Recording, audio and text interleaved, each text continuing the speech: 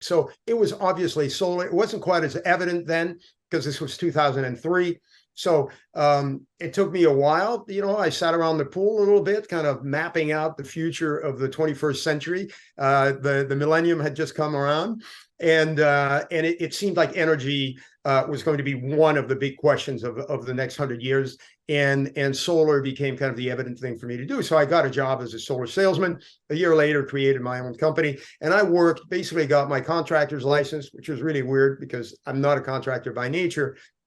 Got my electrical and general contractor's license and opened up a solar shop in 2005.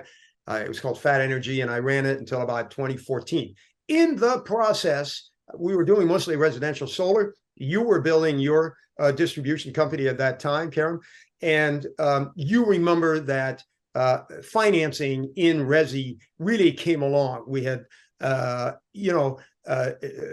concept of PPA was developed at the large scale commercial, and it entered the residential business as well, and PPAs exploded, and that really became the solution. Sandwich in the middle was small to medium commercial, and it never had really any attention. And lo and behold, we ended up getting a couple of small commercial jobs, and it actually almost broke us. Just because we were left with unpaid bills and unpaid government subsidies and all kinds of things. And I thought, I think I've given around 2014. I thought I've given enough to the kind of the contracting side, the scaling side of residential solar. I'm going to kind of get back to my roots and get to financing. So I, at that point, really started working with different financing mechanisms.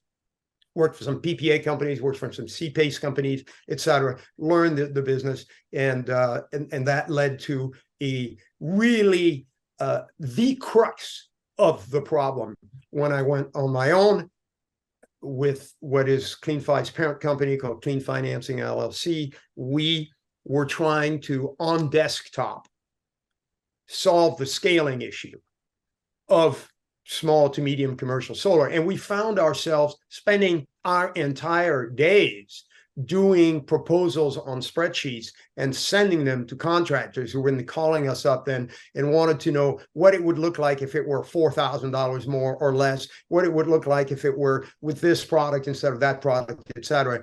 And we realized that in order to address the enormity of the problem, we had to automate that process, and that led to CleanFi.com.